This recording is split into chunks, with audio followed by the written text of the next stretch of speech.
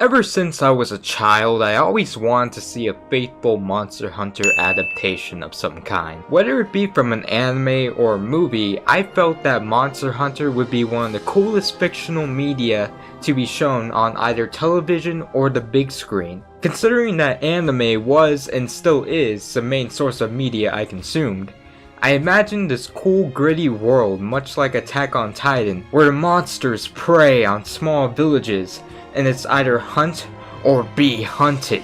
Instead, we got Monster Hunter Pokemon. And some people would like Monster Hunter Pokemon. Except I'm not those some people who would like Monster Hunter Pokemon. But there is this shimmering ray of light at the end of the tunnel, which lies Monster Hunter, Legends of the Guild. The synopsis says here, and I quote, "A brave young man determined to prove himself as a hunter worthy of recognition ventures off into the unknown.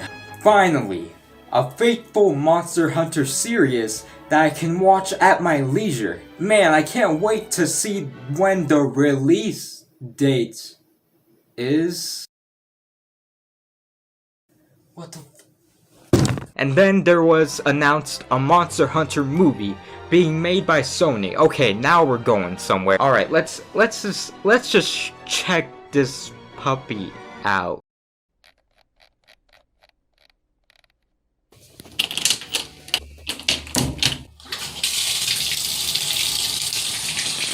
Alright, where's the toaster at? The Monster Hunter trailer was announced, and what you can see here is fucking dog shit. Nobody, and I mean nobody, not even the people who weren't fans of Monster Hunter asked for this. But yet here it is, the Monster Hunter movie, filled with normal, yeehaw, stupid soldiers, being transported into the world known as the Monster Hunter universe. So me, as a child, imagined the faithful Monster Hunter series and saw great potential in that, while Hollywood decided to create this dog.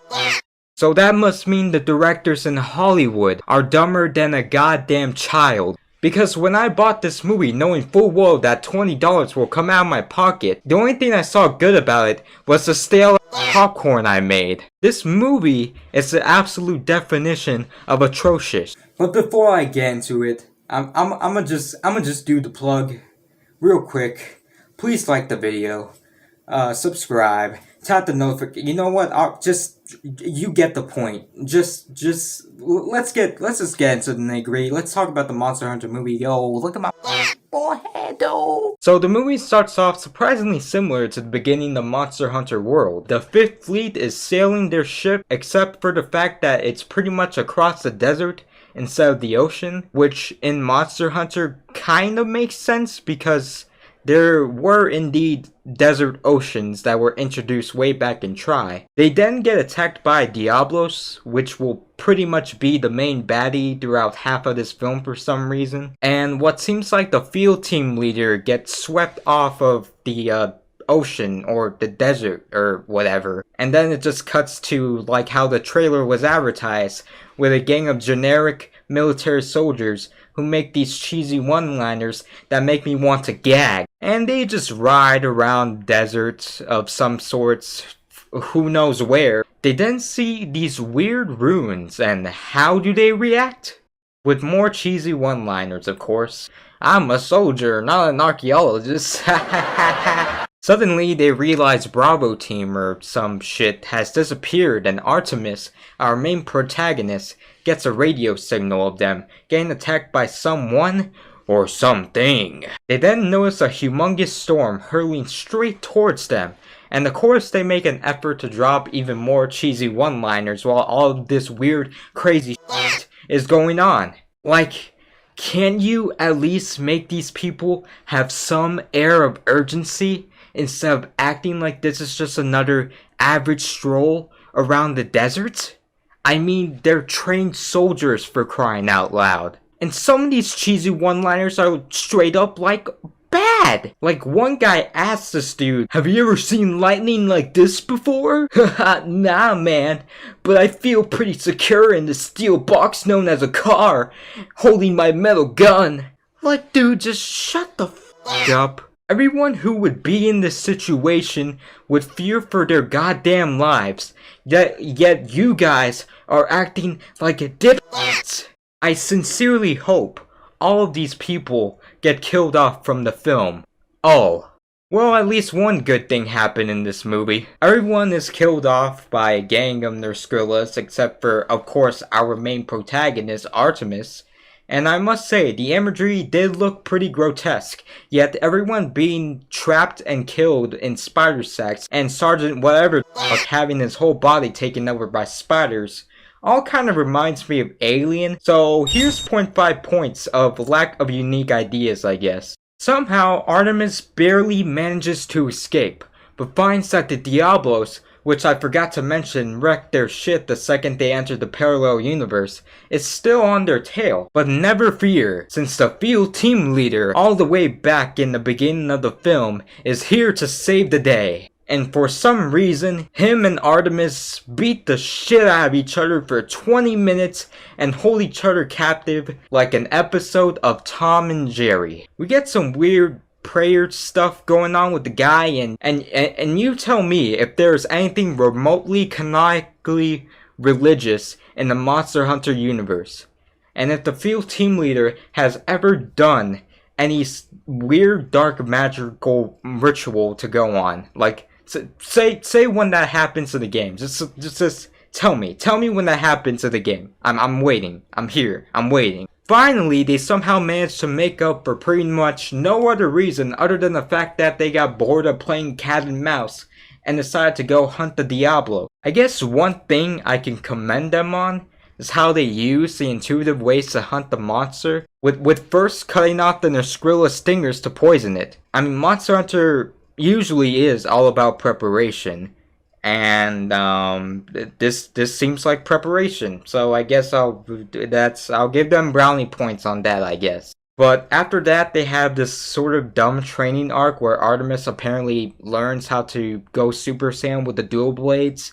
And look, I know the demon mode is in fact in the game, but when it comes to live action movies, I feel like you need to understand the gap between what is in the game and how it can be applied to the big screen. When it comes to crazy shit like the demon mode, it kind of ruins the immersion, and I just can't seem to properly explain why, but it just does. Instead of using crazy stuff like fire swords, just use normal ones instead to at least evoke some semblance of realism in a Jurassic-like environment. So the gang manages to kill the Diablos and decide to walk across the desert for some reason. Let me just say, the music in the movie sound generic as shit.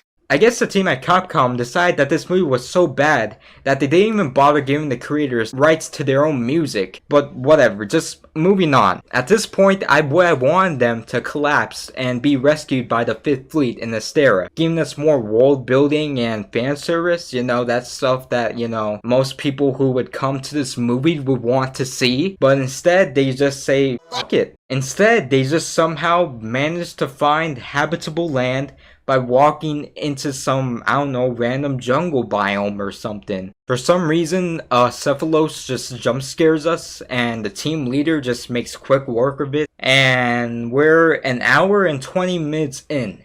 Okay? This is an hour and 20 minutes in. We have 30 minutes left in the film. So they find a Rathalos is scaring a horde of Apsaros. And then suddenly Rajang, the Admiral, comes to save the day with...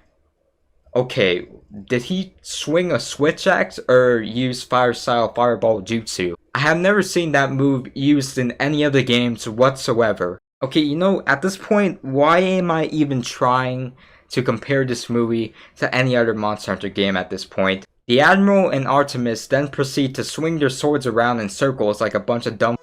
Like, I'm not even kidding.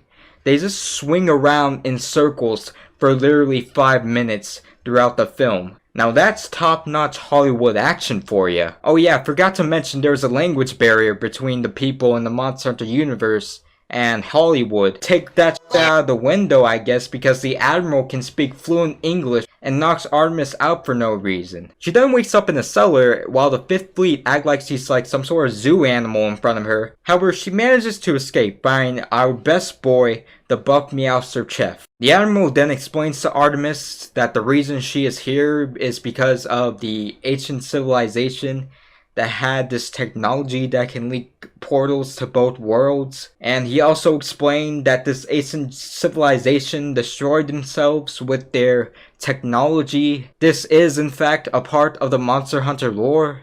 Not the portal thing that's all bullshit, but the fact that they destroyed themselves from a forbidden act that caused the Great Dragon War. I won't go into much detail about it, but the fact that they even bothered putting the lore in here makes me wonder how exactly they made the shitty plot with barely a lack of fan service in the first place. If they know this much about Monster Hunter, then they should know how to cater to the fans. But apparently not, because they apparently made this dumb movie. The buff Meowster Chef then hits on Artemis for some weird reason, and then they all go and confront the Rathalos, which the Admiral apparently builds up to be one of the strongest monsters in the entire universe, even though it's really just a normal everyday monster that people usually hunt. Now if it was something like a Fatalis though, that would be different, but this is a Rathalos. It's literally no less bad as a Diablos, which both Artemis and a field team leader managed to take swift care of. So they confront it and all get their asses kicked somehow, and then Artemis finds herself jumping off the edge of the cliff into her original world. But of course, the movie doesn't end there. At this point, I was so bored.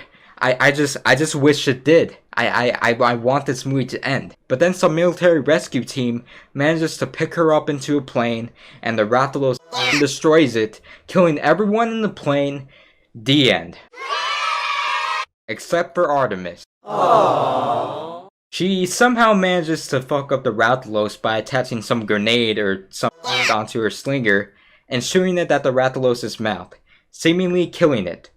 But it then pulls a Gypceros, getting right back up. The field team leader manages to finish the job with exploding arrows from his trusty bow. But then wait! Suddenly Gore Magala appears, along with the Admiral, and the Admiral says we gotta fuck it up, so they run towards it, and the movie ends. That's how the movie ends. It's just, that's it. Way to end a shitty movie with an equally shitty cliffhanger. So folks, what have we learned today? Well, it seems that apart from Detective Pikachu, Hollywood still somehow manages to make terrible movies based off of video games. And today marks the day where my dreams of an amazing Monster Hunter movie has gone up in smoke. If you enjoyed the video, please consider subscribing. I'm the Sandman, signing off. Have a good day. See ya.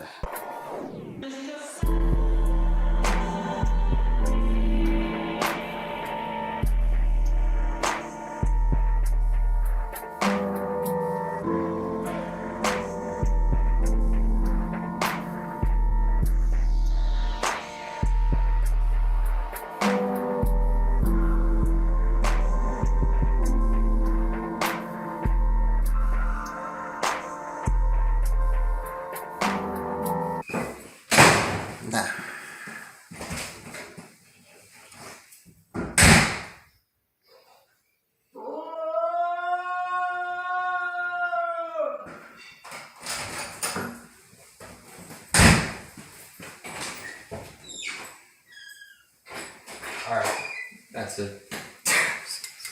Perfect.